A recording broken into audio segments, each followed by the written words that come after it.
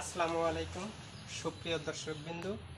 আজকে আমি 100 বাণিজ্যিক স্পন মাশরুমের 100 বাণিজ্যিক স্পন তৈরি করতে কি কি উপাদান লাগে তা আজকে আমি এই মুহূর্তে এখন আমার ফাইভ এই ভিডিওর মাধ্যমে দেখাবো। এই 100 বাণিজ্যিক স্পন তৈরি করতে আমাদের লাগবে 16 কেজি কাঠের গুঁড়া। আমি 16 কেজি কাঠের গুঁড়া আমি মেপে নিয়েছি। আর লাগবো 8 কেজি গমের ভুসি, আর লাগবো 8 কেজি গমের ভুসি, লাগবো 100 গ্রাম চুন, ক্যালসিয়াম কার্বনেট চুন। এই যে আমি গুলে নিয়েছি 100 গ্রাম ক্যালসিয়াম কার্বনেট চুন। আর লাগবো 25 কেজি পানি, মানে পরিমাণ মতো গুঁড়ার উপর ভিত্তি করে পানি লাগবে। গুঁড়াটা যদি শুকনা থাকে তাহলে পানির পরিমাণটা একটু বেশি লাগবে, আর গুঁড়াটা যদি একটু ভিজা থাকে তাহলে পানির পরিমাণও কম লাগবে। তাহলে দর্শকবিন্দু দেখেন, আমি 100 বাণিজ্যিক স্পন তৈরি করার জন্য যে উপাদানগুলো নিয়েছি এগুলো কিভাবে মিক্সার করে আমি বাণিজ্যিক স্পন তৈরি করব তা এখন দেখতে পাবেন। দেখেন সুপ্রিয় দর্শকবিন্দু, আমি এই যে কাঠের গুঁড়া এই যে আমি মিটারে মেপে নিয়েছি 16 কেজি কাঠের গুঁড়া আমি মিটারে মেপে নিলাম। 16 কেজি কাঠের গুঁড়া আমি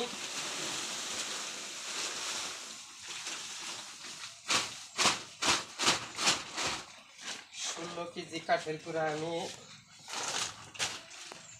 ঢেলে নিলাম।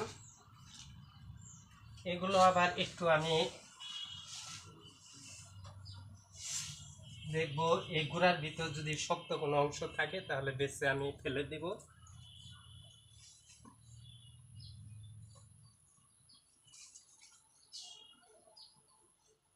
দেখেন এই যে শক্ত অংশ, এটা বেছে আমি ফেলে দিব। এর উপরে আমি এই গমের ভুসি, দেখেন 8 কেজি গমের ভুসি আমি মেপে নিয়েছি। দেখেন 8 কেজি গমের ভুসি, 8 কেজি গমের ভুসি আমি এই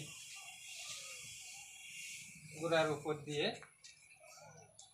ছিটিয়ে দিলাম। ছিটানোর পর এগুলো আমি একটু মিক্সার করি। দেখেন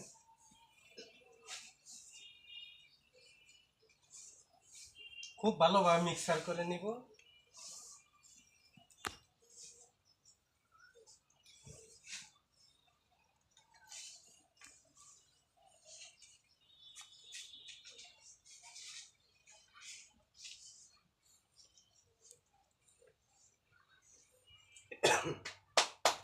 এগুলো মিক্সার করে নেওয়ার পর আমি এই চুন মিশ্রিত পানি,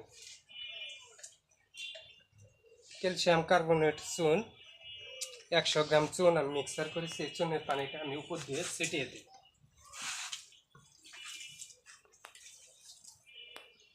তারপরে আমি পরিমাণ মতো পানি যতটুকু লাগে আমি ব্যবহার করব।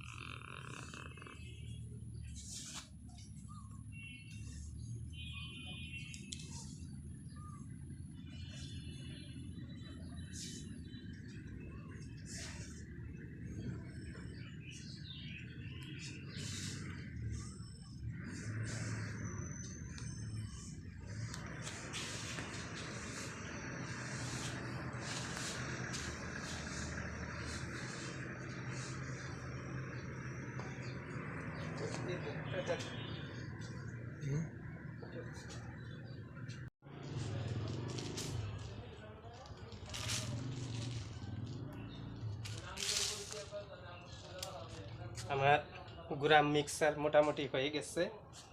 দেখেন গুঁড়া মিক্সার হয়েছে, এটা কেমনে বুঝবেন? গুঁড়াটা হাতে নিয়ে এইভাবে চাপ দিবেন, চাপ দিলে দেখেন পানি আসে। কিন্তু পানিটা গড়িয়ে পড়ে না।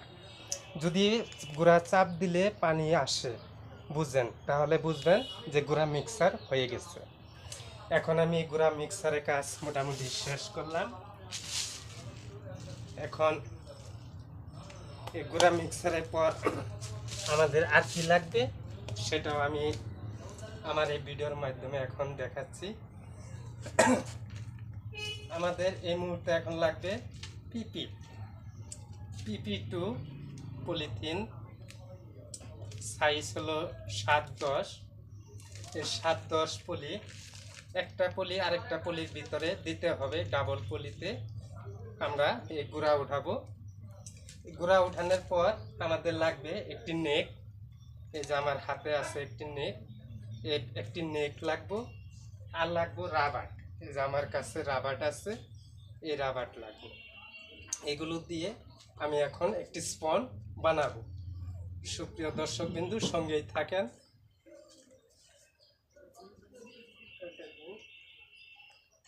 পিপি ব্যবহার করতেছি। পিপির পাওয়ার হলো 2। একটা প্যাকেটের ভিতর মানে একটা পলি আরেকটা পলির ভিতর এইভাবে ঢোকাতে হবে।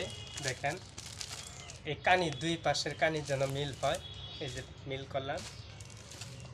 এই ডাবল পলি হলো। এখন এই ডাবল পলি হওয়ার পর পলিটা আমরা এইভাবে একটু ভেঙে নিলাম। ভেঙে নেওয়ার পর আমি এটার ভিতর এখন এই মিক্সার করা গুঁড়া এখন আমি মানে 100 বাণিজ্যিক স্পনের জন্য আমি 16 কেজি কাঠের গুঁড়া, 8 কেজি গমের ভুসি, 3 কেজি ধানের তুষ, ক্যালসিয়াম কার্বনেট চুন 150 গ্রাম এবং পরিমাণ মতো পানি নিয়েছি। নেওয়ার পর এই গুঁড়াগুলো যে আমি এইভাবে মিক্সার করলাম, মিক্সার করার পর এই গুঁড়া এখন আমি এই পিপিতে উঠাবো। দেখেন দর্শকবৃন্দ,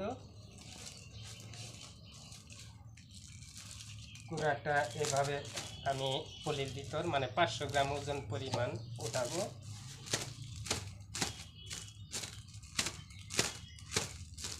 উঠানোর পর বাণিজ্যিক স্পনের ক্ষেত্রে এই 2 কানি ভাঙতে হবে। এভাবে আমি 2 কানি ভাঙবো। ভাঙার পর পলিটা হালকা করে একটু মাটিতে এভাবে একটু জাকি দিই।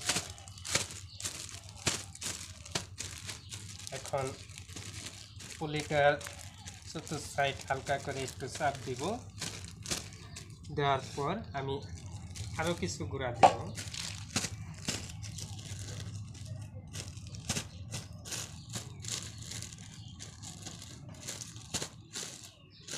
গুঁড়া মোটামুটি ভরা শেষ। এখন এটার ক্ষেত্রে গুঁড়াটা আমরা হালকা করে একটু চাপ দিব, ঘুরিয়ে ঘুরিয়ে চতুর্দিকে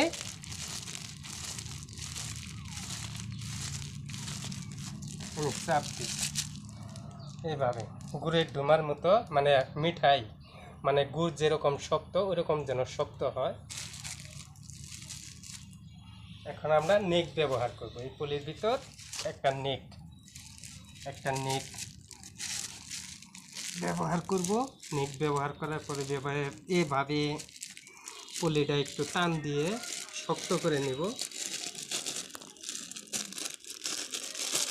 শক্ত করার পর পলিটা এইভাবে টান দেব।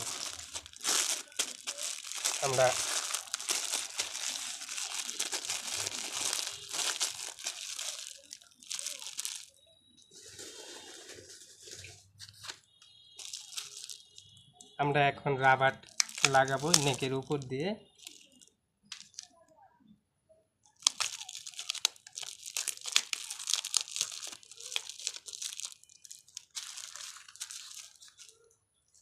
আমি একটি বাণিজ্যিক স্পন তৈরি করলাম।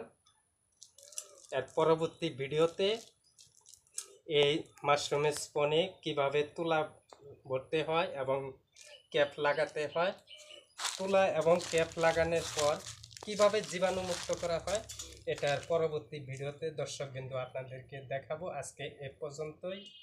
সুপ্রিয় দর্শকবিন্দু, আমার ভিডিওটা যদি আপনাদের কাছে ভালো লাগে তাহলে আমার 5S টিভিতে একটা লাইক, একটা শেয়ার, একটা কমেন্ট এবং সাবস্ক্রাইব করে দিবেন। ধন্যবাদ সকলকেই।